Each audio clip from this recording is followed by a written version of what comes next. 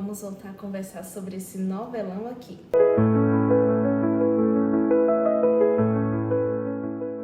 Prazer, eu sou a Carol do Café com Clássicos e chegou o momento tão esperado, por mim pelo menos, de voltar a falar sobre esse livro.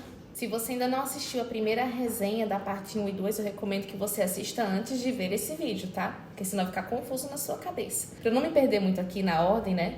Da cronologia de eventos, dos acontecimentos, vamos recapitular o que nós já falamos e o que é que acontece aqui. Na parte 1 nós conhecemos Edmond Dantès, o nosso, né, Conde de Monte Cristo. Ele era imediato de um navio, muito jovem, que estava, né, levando a vida vento e popa na sua simplicidade, só vivendo a vida dele, fim, acabou. Mas não impediu de ser alvo da maldade humana, da inveja, dos ciúmes e do interesse político. E acabou, né, pagando pelos pecados dos outros, certo? Ele foi vítima de uma conspiração. Esse livro, né, pelo menos o início, se passa na era napoleônica, sobretudo no retorno de Napoleão, e ele governou por 100 dias, então é nesse contexto histórico que se passa o início da história, e é justamente isso que vai levar Edmond à prisão, né, ao castelo de If. Ele vai ser considerado um furioso bonapartista. Ele vai à prisão, ele acaba por ficar anos lá, conhece um abade que detém o saber de toda a ciência, um homem extremamente culto, extremamente intelectual, e ele mentora o Edmond Dantès. Tanto a prisão quanto os ensinamentos do abade vão moldando o interior, né, do Edmond, sobretudo ao descobrir que o motivo pelo qual ele está, né, na prisão foi uma conspiração de pessoas que ele jamais imaginaria que ousasse, né, praticar tal coisa, fazer tal coisa. E o fato de depois descobrir que essas pessoas, né, estão a vento e popa, muito bem. Enfim, tudo isso vai mudando, vai moldando o nosso personagem, vai construindo ele de uma forma muito bem feita, em detalhes, né? Você percebe o quão humano é essa personagem que o Alexandre Dumas construiu aqui nesse romance, certo? Então, essa é a primeira parte. A revelação da fortuna também pelo abade, a fuga da prisão é uma das cenas mais maravilhosas, mais marcantes desse livro. Então, basicamente, essas são as partes 1 e 2. E ele vai, pouco a pouco, buscando informações, incorporando algumas personas, né, que também vão contribuir para a construção do Conde de Monte Cristo. Então, basicamente, essa é a parte 1 e 2. Se por acaso você não leu o livro, né, eu acabei não colocando esse alerta no primeiro vídeo, tá? Algumas informações, por mais cuidado que eu tenha em informá-las, podem ser spoilers para alguns e outros. Joia? Eu vou falar aqui a história da terceira parte, também com cuidado para não revelar spoilers, mas se você gosta de ser surpreendido em tudo, recomendo que você leia primeiro e depois venha para assistir, certo? Embora eu não acredito que spoiler algum desse livro anule a experiência de leitura, que é maravilhoso. Aqui nessa terceira parte, o Alexandre Dumas intensifica o ápice da vingança. Por quê? Ao fim da segunda parte, ele já mantém, né, já estabelece o primeiro contato com sua principal ponte às pessoas que ele quer se vingar, que é o fruto do relacionamento com sua antiga noiva Mercedes e Fernande, uma das pessoas que arquitetou, né, a sua prisão, né, um dos responsáveis pela desgraceira que acometeu Edmond Dantès. Agora, realmente vestido, né, de O Conde de Monte Cristo, não apenas nas vestes, nos jeitos, ele incorporou realmente esta persona. O Conde de Monte Cristo é uma figura excêntrica que vai chamando a atenção de todas as pessoas, aonde ele chega ele é assunto, tá? E como ele é novo em Paris, ele está sendo apresentado à sociedade parisiense com a ajuda do Albert de Morcerf, né, que é o Visconde, o filho da Mercedes e do Fernando, que eles estabelecem aqui aquele contato. Então ele vai sendo apresentado justamente a essas pessoas, né? Gente, mais uma vez, eles não desconfiam de nada, tá? Edmond Dantès foi enterrado, morreu, não existe mais, tá? Vamos imaginar isso aqui. Então vamos lá para melhor organizar as nossas ideias aqui. A parte 3 é dividida, basicamente, em 3 temas principais. O desenvolvimento do cenário de Paris, como falei, ele é apresentado à sociedade parisiense, se firma como uma figura extremamente poderosa, rica, excêntrica, dotada de um conhecimento absurdo que muitas pessoas da alta sociedade não se preocupariam em correr atrás e deter esse conhecimento. Então ele vira realmente a atração da elite de Paris. O segundo é a ação direta contra os seus inimigos, de uma forma extremamente paciente. Tá? Ele estabelece esse primeiro contato para ver as suas fraquezas, mas já com um plano extremamente traçado na cabeça dele. E também uma reflexão moral. Ele começa a se perguntar até que ponto ele pode assumir o papel de providência aqui. Porque nesse cenário, ele não vai ter apenas contato com os seus desafetos. Vão ter pessoas aqui de realmente muita estima do conde. E um desses são justamente os 2 filhos do seu antigo patrão, o senhor Morrel, que é a Julie, agora casada, e o Maximilian, certo? Essas pessoas realmente vão ganhar o afeto do Edmond Dantès. Lembrando que na segunda parte, vejam o primeiro vídeo em que eu faço a resenha da parte 1 e 2, tá? Na parte 2, ele é o principal responsável por salvar a vida do pai desses 2 jovens, da Julie e do Maximilian. E prestes a ceifar, com a própria vida, acabar com a própria vida, porque ele não tinha mais condição, estava arruinado, ele não queria ser conhecido como uma pessoa que não honrou um compromisso, que não quitou as suas dívidas, como um mercador arruinado. Então, ele até falou uma frase bem interessante, numa conversa com o seu filho, Maximilian, que chegou bem no momento em que ele ia acabar mesmo, realizando isso, que o sangue lava a desonra. Também interessante isso. E nos 45 do segundo tempo aparece o Salvador, que, claro que ninguém sabe, mas é interessante isso aqui que vai acontecer na terceira parte, tá? É um diálogo entre o conde e o Maximilian, quando o conde vai visitá-los em Paris. O conde de Monte Cristo, como Simba o Marujo, ele intercede financeiramente, pelos Morrel. Lembre-se que na parte 2, o Edmond ele se veste de muitas pessoas, certo? Ele dá vida a muitas pessoas.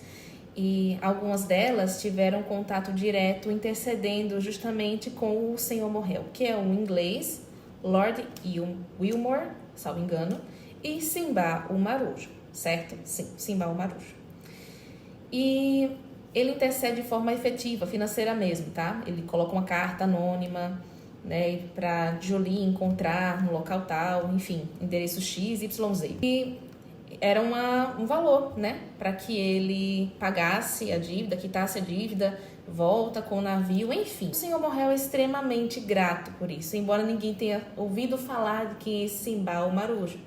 Porém, nessa conversa, na terceira parte já, do conde com os filhos do senhor Morrel, Maximilian relata ao conde, que o seu querido pai teve um pequeno momento de loucura antes de morrer, dizendo que quem intercedeu por ele foi Edmond Dantès. E até Maximilian fala que não poderia ser possível, já que Edmond Dantès estava morto, e ele falou que era um querido amigo.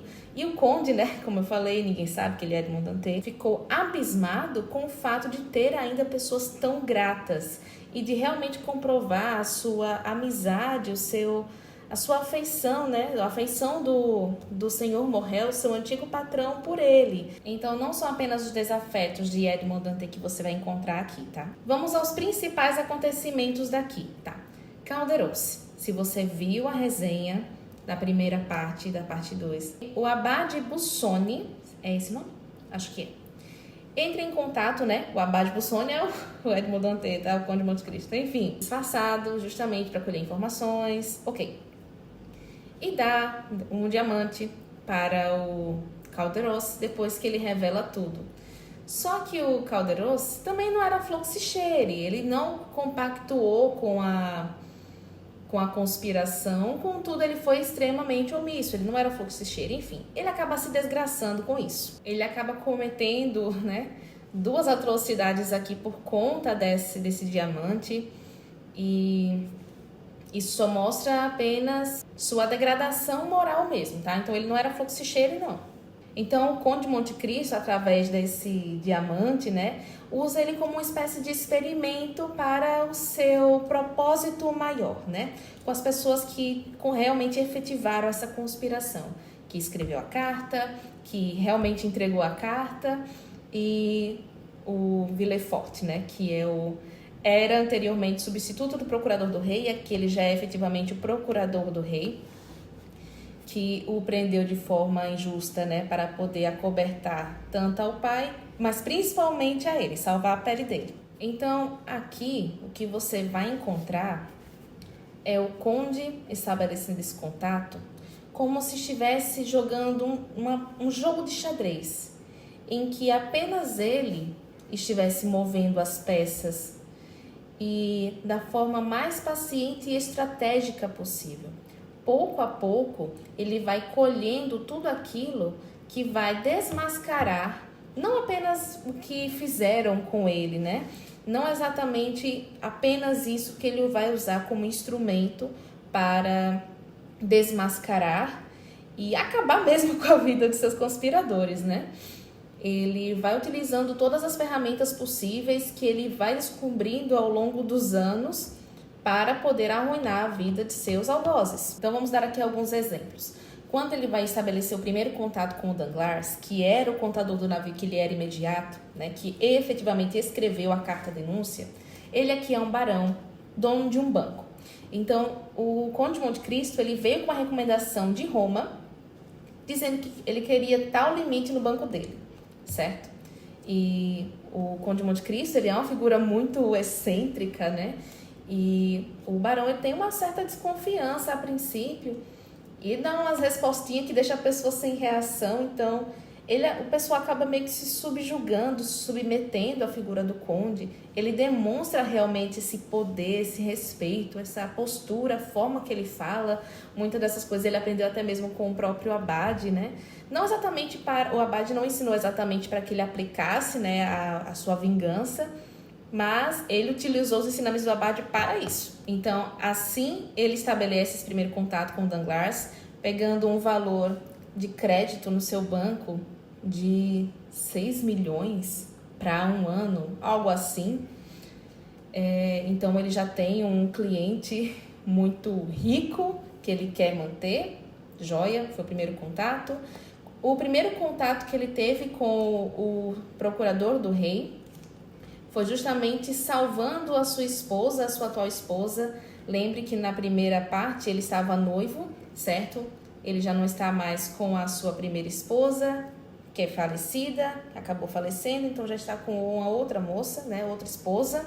Ele acaba salvando essa moça e o seu filho de cavalos que ele acaba comprando, inclusive, da senhora Danglars, a esposa do Danglars, né, um valor muito alto, algo que também chama a atenção do pessoal. Enfim, ele acaba estabelecendo esse contato com o Villefort, salvando sua esposa e o seu filho desses cavalos, né, extremamente bravos, enfim.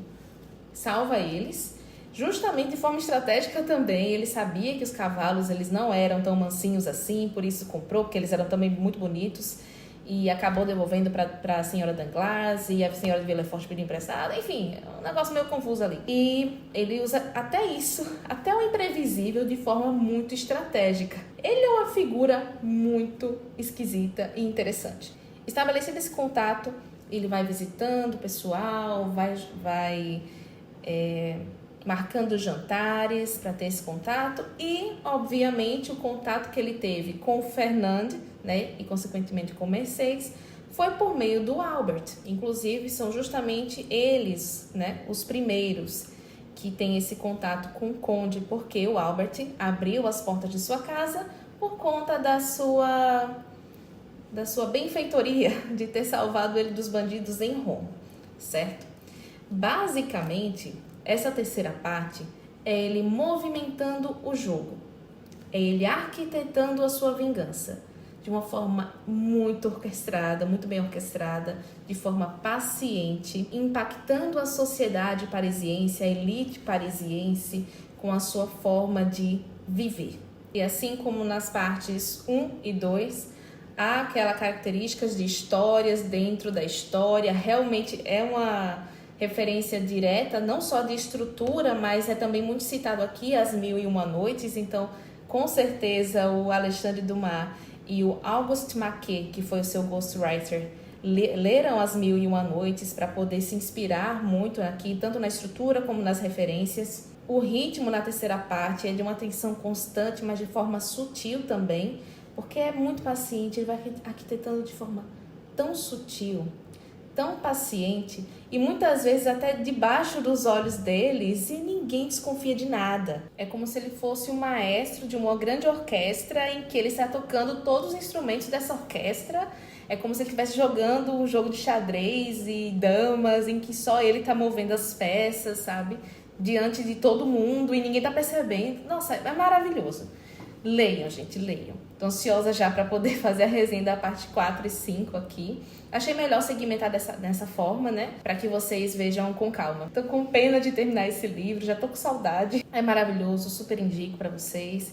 E perdão não ter alertado no primeiro vídeo que poderia haver alguns spoilers, tá? Mas eu tive cuidado para também não revelar aqui nada. Leiam, pessoal. Até o próximo vídeo, até a próxima resenha da parte 4, né? Com mais café e mais esse classicaço.